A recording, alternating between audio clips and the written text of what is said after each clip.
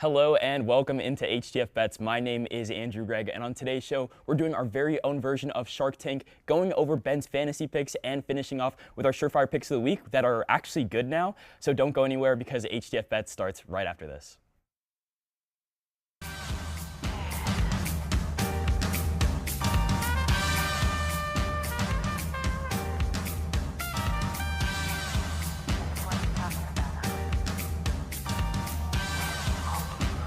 And we are back. To my left, as always, is Ben Huber. To my right is Diego Ortiz. How excited are you guys feeling to be Sharks this week? Pretty excited. I'm ready to drag him into deep waters. Okay. I'm a shark. Okay, and all right, just a quick rapid fire question for you guys. If you guys had to choose a shark, who are you guys? What? I don't know, Mark Cuban. Mark Cuban? I'm Mr. Wonderful, man. I probably have to go with Barbara, but besides that, we also have people stepping into the Shark Tank. We have 3 guests, 3 of us, and each of us are going to buy one of their bets. Starting off with Augie standing over at the quad monitor. Augie, give us your bet and what we should be looking forward to this week. Well, first of all, good morning, Mr. Wonderful. It's great to see you here. But Sharks, what if I told you that at plus 114, you can get the underdog with good odds, but also they're the better team. They have a better pass defense, and it's a battle of mid-offenses, so that's going to matter. And they have an elite, and I mean elite kicker in Kansei Matsuwa. Look, my pick is Hawaii to beat Fresno State at home on the 11:59 window game, so I love a good late window Hawaii game. The time difference is going to mess up Fresno State. Hawaii is in at plus 114. Starting QB Michael Alhedo is back after missing the last 2 weeks. And look, both these offenses are great. That's whatever. The defense for Hawaii is much better than the defense for Fresno State. And they have elite special teams, like I said. Even their punter is top in the country. But Kansei Matsuwa is a weapon. He hasn't missed all season. He hit a game winner versus Stanford. I think this guy's going to make a big difference because having an elite kicker in college, we've seen all the bad kicking in college lately. So having an elite kicker makes a big difference. Sharks, what do we think about this bet? Yeah, so I'm going to start off here. I think that this is a great bet, especially at plus money. I think that the quarterback, Mike Alhedo, especially coming off of an injury, could be a huge difference maker. I watched him in one game last year. Unfortunately, I'm usually not staying up for the late window, the Hawaii game, starting at like 12 a.m. Yeah. But in the one game I did watch against New Mexico last year, he had over 400 passing yards, had over 500 all-purpose yards. And I just think that this Hawaii team already be a Stanford team on a walk-off win. Special teams is important. And if I had to put all of my money on this bet, I would. So Hawaii money line sounds like a good thing to me. Thoughts, guys? Yeah, I mean, it's only low-level Mountain West football where you can say a kicker is making the difference. He's all important. Yeah, I mean, he's one of the best kickers in the country. Come on. He hasn't missed a kick all season. That's what I got. Automatic. Yeah, honestly, I mean, I don't really know too much about both of these teams, but I like the bet, and you know what? Sure, I'll go with it, yeah. If Augie said it, it's truth. Exactly. Unfortunately, for our Surefire Picks of the Week segment, we are 2-1, and that came off the back of a Tennessee kicker miss. But you know what? This is redemption. This is redemption, Hawaii Moneyline this week. And then stepping into the Shark Tank now, we have Natalie Bermudez. How are you doing today? And give us the pitch that you have. Sharks. Good morning as well. I'm very excited to give my pick, which is Veronica Hardy minus 400 versus Brogan Walker at plus 330 for UFC 320. If you don't pick Veronica Hardy to win at UFC 320, I will question if you know ball, because this is an insane fight. If you think Brogan Walker is going to win, honestly, I have zero respect for you because she's lost both the UFC fights that she's had. She's only won one in the Ultimate Fighter, and she lost her Ultimate Fighter finale versus Juliana Miller. And you wanna know something? She lost against Veronica Hardy, Juliana Miller. So if you think that Brogan Walker even has a slight chance against Veronica Hardy, who has 9 fights in the UFC, hasn't won all of them, but honestly, her grappling is great, her striking is great, and I honestly think that she has an amazing chance, even a minus 1,000 chance against Brogan Walker. You know, I'm sensing a little bit of disrespect there to the Sharks, so I don't really appreciate that. But, you know, I do appreciate the confidence. I mean, Veronica Hardy is a very good striker. She has elite-level knockout power, which you don't really see much in the women's MMA division. So I do really like Veronica Hardy at minus 400. I think it's a no-brainer. Brogan Walker has not won a fight in the UFC, as Natalie said. So I'm buying that. I think that there's no reason that you shouldn't. I mean, everything that you said, the grappling, the striking, I don't see a reason where at minus 400 you don't take Veronica Hardy, and it sounds like it's minus 1,000 like implied odds, so that's even better. Yeah. Diego? No, yeah, I agree. Okay. Alrighty. Well, I think that UFC 320 is definitely something that we're going to want to watch out for. Veronica Hardy is going to be the pick for that. And then Tristan, a brand new addition to HTF Bets. What is your pick? And unfortunately, why hasn't it hit over the last couple weeks and maybe the last year or so? Well, it hit last week, so we can hold that up. He had 109 yards last week. I don't remember who they played. The Patriots. Well, I'll get back to it. Hello, Sharks. I think Tyreek Hill is going to 80 yards in this game. I feel really good about it. It's plus 162 versus the Bills. The Bills' defense is not very good. I'm sure it looked good last week against the Jets. Justin Fields got injured. Tyrod Taylor is not the Tyrod Taylor we saw with the Bills a decade ago. Football is all about game scripts, and Tyreek Hill is going to have the game script to put up a lot of yards. They're going to be down all game. Tua is going to want to get his ball, get the ball to the best player, and that's going to be Tyreek Hill. He's going to want to create space. He's going to want to make plays in the open field, and I think he's one of the best players they got. So I don't see a world where they're not feeding him targets. They're not looking for him downfield. We're not asking for 10 catches. We're asking for 2 big plays, or just a few of them. Last 2 games, he had 6 targets. He had 7 targets. I feel really good about him getting another, 6-7 target kind of game and having a good game. So I feel pretty good about that, especially at plus 162. I see a world where this is a very realistic bet to hit. Yeah. And you? I agree. I think the Bills, the thing with the Bills is sure, their defense is good, but there's some games where they just kind of let there's the opposing team superstar player eat, and then everybody else is just kind of okay, we're just gonna make you beat us.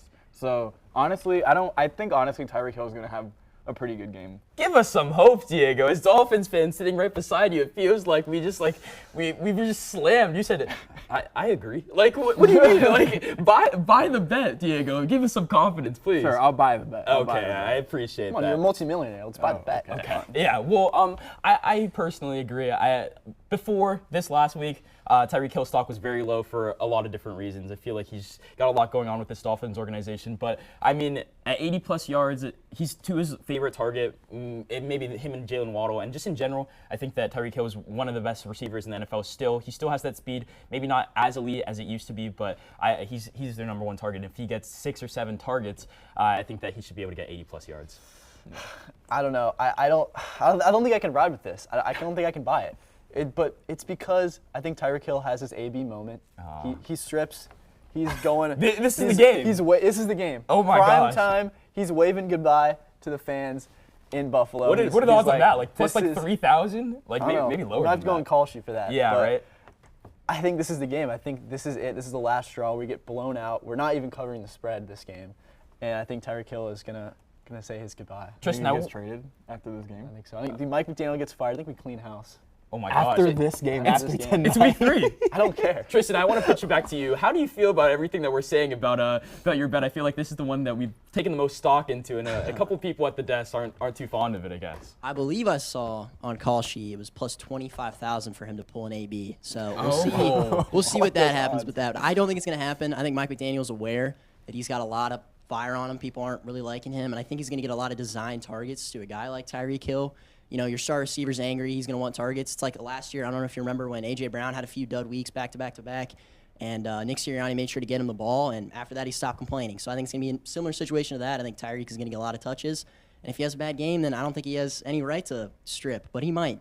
I doubt it, and I do agree. I can't remember who it was over there, but I do agree. They are not covering the spread. I think the Bills are going to blow them out. So that's why I think Tyreek Hill is going to get plenty of opportunities. Let's see if Tua can not turn the ball over, as they say. So I feel good about it. Well, as Dolphins fans, this kind of just hurts everything in my core. But I can't say that you're completely wrong, and I think that plus 2,500 that is not the worst about odds. 1,000? Yeah, I think that there's a realistic chance that we get that happening at some point in the season. So if you bet on it every game, you could still be profitable. I think that's all we've got for this segment, unless you guys wanted to add anything else. I liked all the Shark Tank. I said my piece. Yeah, and everybody that came into the Shark Tank, I feel like gave their pitches and gave pretty well ones. Yeah, for sure. Alrighty, well after this we have our own fantasy segment coming up right now. Hi, sorry to interrupt your show, but I want to give you a little rundown of everything we do here at the Hitting the Field Network. My name's Nick Cohen, and I'm the host of Hitting the Field, our flagship show heading into season 21.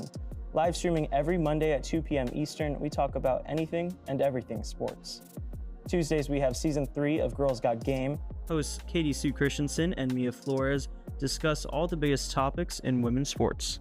On Wednesdays, make sure to tune into Season 7 of The Combine, hosted once again by Ty Patton. This podcast dives deep into every detail about the NFL season. Next on Thursdays, we live stream Season 11 of HTF Bets, brought to you by Andrew Gregg, Diego Ortiz, and Ben Huber. Any sports betting questions? I'll let the pros answer those on Thursday. Then TGIF, because we have new episodes of Season 9 of Nighttime, hosted again by Matthew Bracker and Kathleen Moore. Nighttime keeps you up to date on all UCF and collegiate sports. Penultimately, Edgar Rodriguez and Patrick De Leon are back for Season 2 of HTFC. Soccer is a year-round sport, so make sure not to miss HTFC. Lastly, end your week on Sundays with our vlog squad, asking the hard-hitting questions and letting you behind the scenes of our studio days. Make sure to follow us on our social medias like Instagram and TikTok to stay updated on all HTFN news. Remember to subscribe to the Hitting the Field Network on YouTube, leave a like and comment, and with that, I think we're ready for your next segment. I've been Nick Cohen, and enjoy the rest of your show. And welcome back. Obviously, we did a preseason segment about fantasy picks, and because Ben did so well, we decided to put him back at the green screen for a different edition, this time buying low and selling high. First of all, I want to introduce Austin Lamanna back to the desk. How are you doing today? Oh, I'm doing great. I'm always happy to be on bets. And you're back for a fantasy segment, so Yeah, we're happy absolutely. to have you. Thank you. Your ball knowledge was so extensive that we had to have you on a second time. We appreciate you. Thank you. Well, with that being said, Ben Huber is at the green screen, and give us your first buy low candidate. My first player to buy low is going to be Brian Thomas. Brian Thomas Jr. was one of the most electric rookies in the NFL last year, but he's off to a bit of a slow start. He only has 5 catches for 60 yards, and I mean, there's no world where you say that's good, but I think he really is going to see some improvement.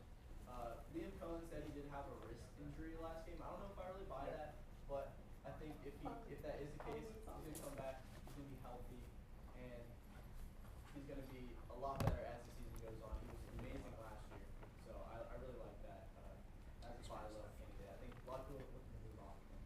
Yeah, I mean, at this point, this is the point of the season, right, where you start looking into trades, maybe not actually making them because we're only in week 3, but the fact that Brian Thomas only has 5 catches throughout the whole season, again, 2 That's weeks. a catch rate of 27.8 right there. Yeah. I mean, normally it's 60 to 70% for a catch rate. I mean, he's literally like half right now. Yeah. No, yeah, and it's really bad. His catch percentage is down. His target share is down. It doesn't feel like he's putting 100% effort into these games. not. And he is currently the wide receiver 54. So if you're looking for a candidate that maybe you are looking to move off of, I could understand why. But I definitely think that you can trade him for somebody that's definitely not with this talent, and then possibly get a higher upside. Yeah. Thoughts? I mean, yeah, no, I agree.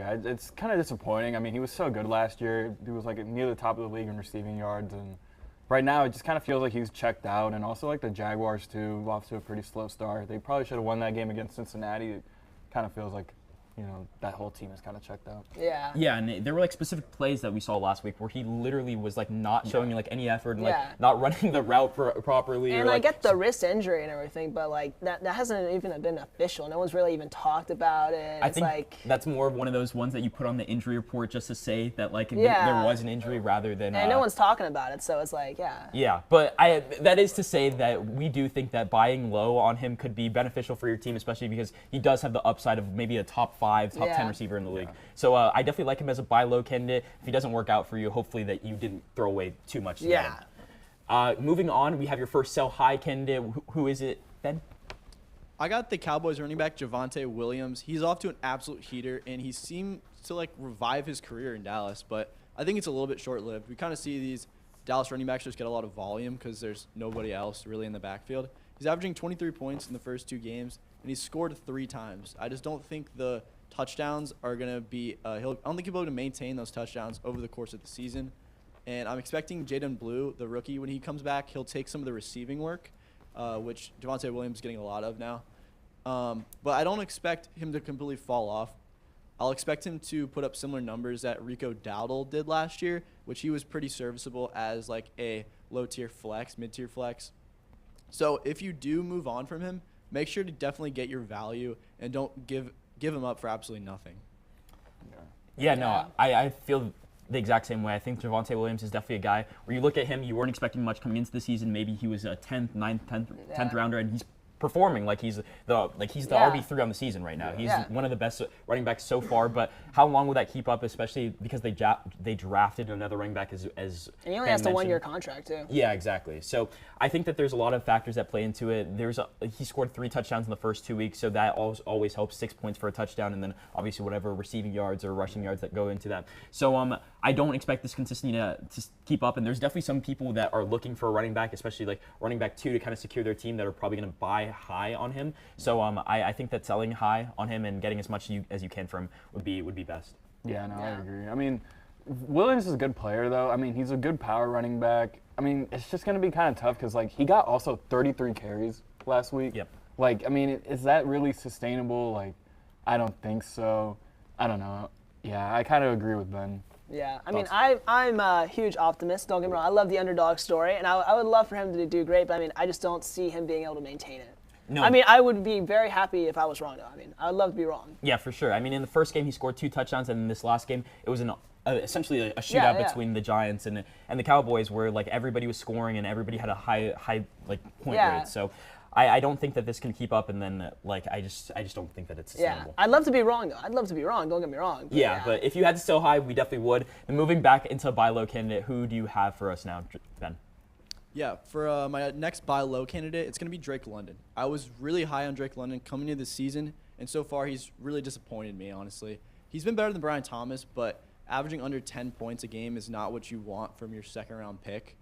Last year, London put up a couple of duds, and he still finished as a wide receiver 5. So I really believe in him. He's kind of like a feast or famine type of player. He put up like a 40-point game last year.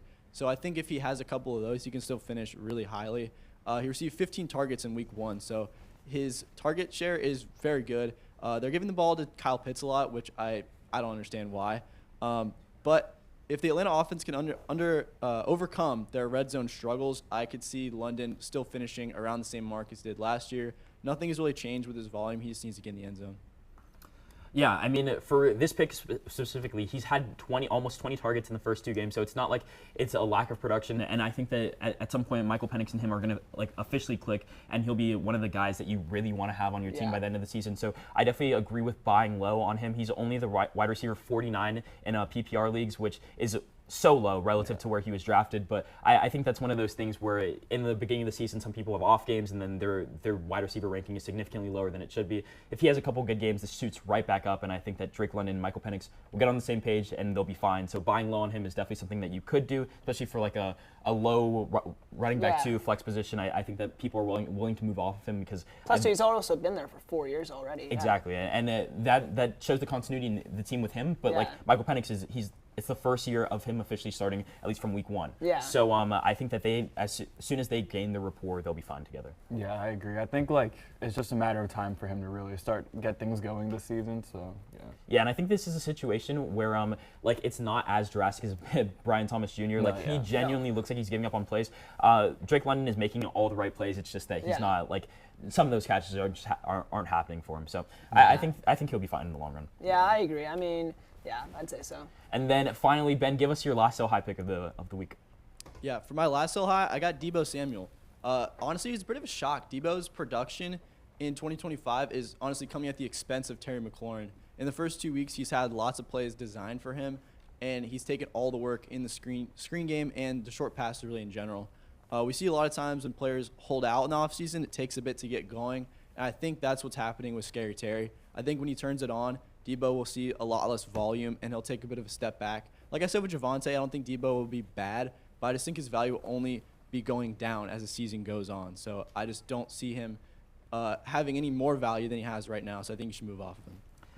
Yeah, I can't say I disagree with that either. I think that this is one of the picks where you just kind of look at Deebo Samuel and you kind of see him for what he is at this point. He's not in 2019 or 2020 anymore. He is a little bit slower. He's getting design plays right now, but how consistently will that hold up, especially because Terry McLaurin, when he gets into the season officially, I think that he'll be obviously their wide receiver 1. So if this is his ceiling right now, I think that it's probably time to move off him. Maybe within the next 2 to 3 weeks, I don't think that his stock is going to get any higher at least. No, it's not. I mean, a chunk of his fantasy points came so late in the game against the Packers last week. So I don't know. I mean, he's also just like when he does have the ball, like it's always in like what he said, short yardage situations, and I feel like he gets hit a lot. He's missed a lot of games in the last few years, so. Oh, all the injuries. I mean, you could go on and on and on about all the injuries. I mean, pneumonia last year. Let's see here. Broken foot in 2021. Shoulder fracture in 2023. And all those hits tend to pile up. So Yeah. especially for a wide receiver, he's definitely moving slower. But give us your last buy low pick of the week, Ben. Yeah, for my last buy low, this one's a little bold, honestly. I think I got Ashton Genty. I mean, Ashton Genty coming out of the draft was arguably the most hyped up running back since Saquon. So I think it's really, he's set up in a position right now, though, where the Raiders' offensive line is not doing him any favors. He only has 9.7 points per game so far, and I think this is bound to change. He's going to be a workhorse back. He'll continue to get more carries as the season goes on, but it just may take him a few more weeks to see the efficiency that we know he's capable of. Genty is not the only rookie running back who's struggling. You also have Amari and Hampton. It just takes some time with these rookies. So I think if you trust the process and invest now while his value's low, you'll get a lot of value out of that. Yeah, I mean, Austin, I know you're Yeah, a huge I Ashton like Genty this fan, so guy. I'll let you take the reins. I on mean, this. keep in mind, this guy's got a $50 million contract for 4 years. So, I mean, they're already investing in this guy a lot. I mean, think about it. Boise State, 3 years there. I mean, I think it was 50 rushing touchdowns when he was at Boise State. This guy, you can tell, this guy, I believe in him. And I feel like as the season goes on, he's just going to get better and better. Yeah, I mean, he came in second in the Heisman race last year. He was one of the best running backs, Yep. one of the best running back seasons we've ever seen in college football history. So I think that having a sell high or buy low on him is definitely efficient. Diego, any final thoughts? No, yeah, I think it'll take time for him to get going, but I think eventually he'll hold up, and I think he'll be fine. I'm excited for him, yeah. And then, like I mentioned in the open, we actually are doing well on Surefire Picks of the Week, so you actually won't want to go anywhere for segment 3 this week. We'll be right back after this.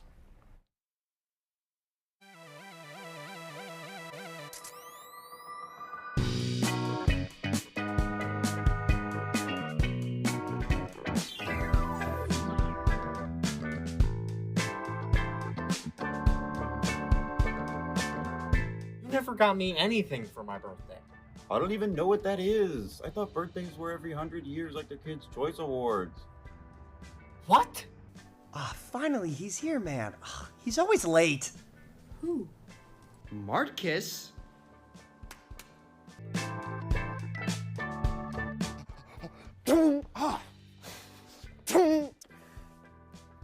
You good? I'd give them one of these, and one of these.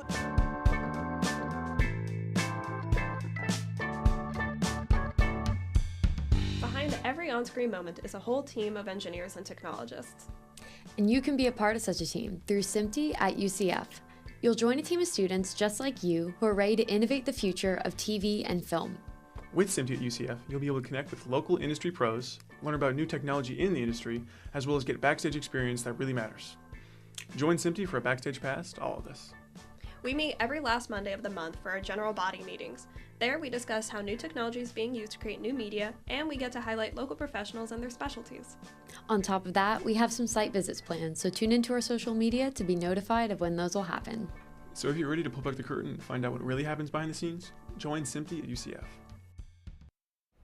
Well, it is an exciting day here at HTF Bets. I think this is one of the first weeks ever that the HTF Bets crew has had a winning record across the board.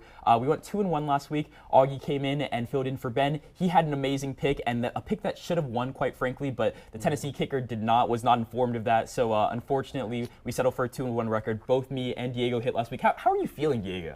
I mean, yeah, this is a lot easier when it's just one pick, my best bet, and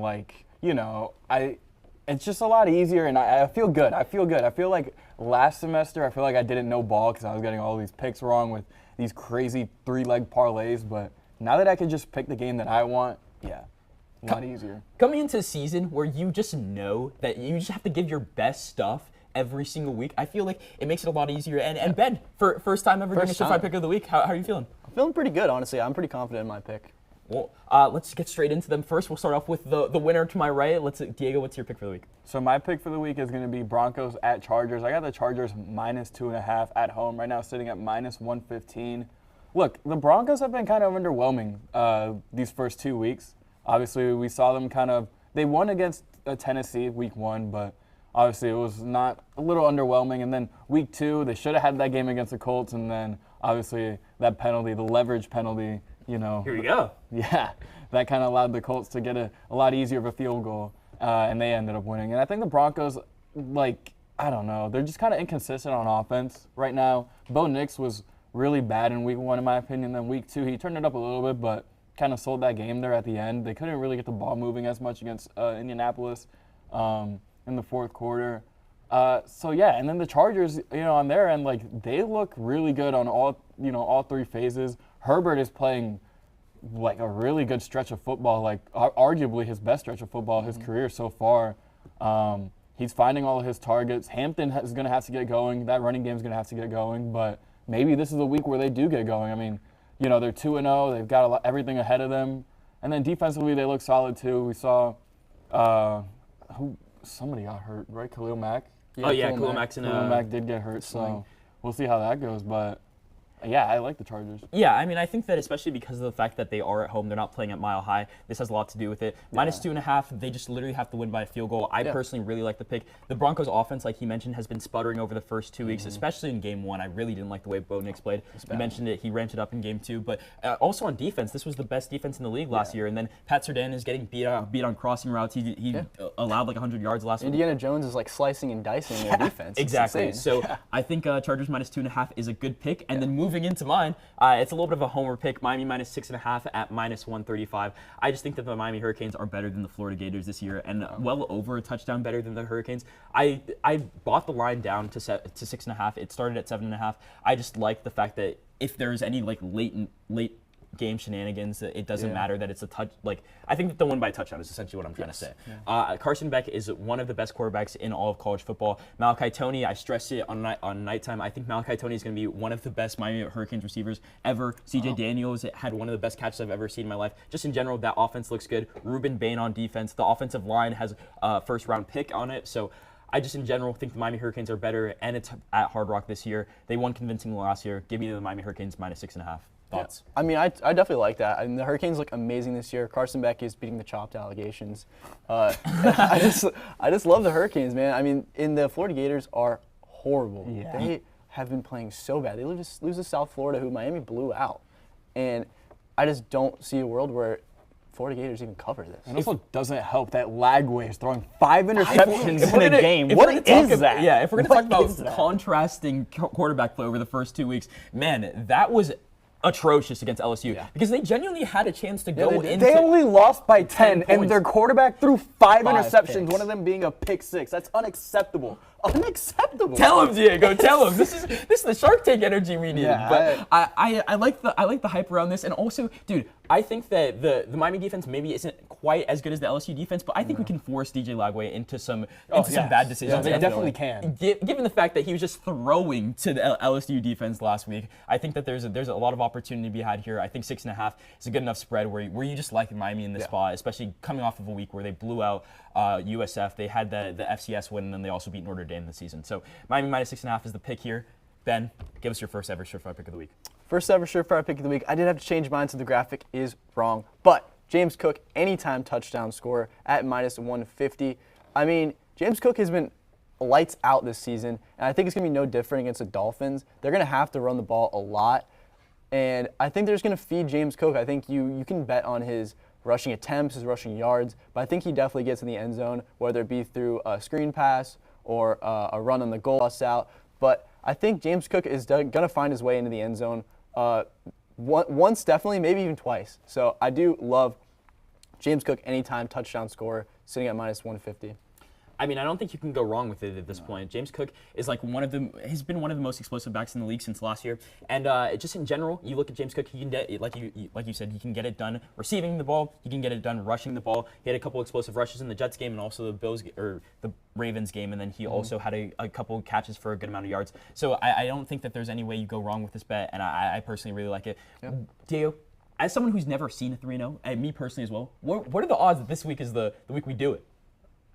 Oh, for like all of our bets? All of our bets. Oh, yeah. I think the odds are actually pretty high. Well, one, I think the Broncos suck, the Gators suck, and James Cook is a really good football player. So I think this is going to be the week where it's going to be W's all across the board. I can't wait to see that. When we come back next week and we are 3-0, dude, there's going to be an eternal smile on my face. Yeah, the energy is going to be high. Ben, are we going 3-0 this week? I think we're at 3-0. What if we parlay it? What? We could. Is this the surefire pick of the week parlay? Is this it? This is a collaborative surefire pick of the week 3-leg parlay. Okay, so this is what it's gonna be. Chargers minus 2.5. Correct. Hurricanes minus 6.5. Correct. James Cook anytime touchdown score. Yeah, I like that. Put that in your parlay. I like that. That's hidden. And with that, we'll see you next week. Thank you again for joining us on HTF Bets. We loved having you, and we'll see you back here next Thursday at noon.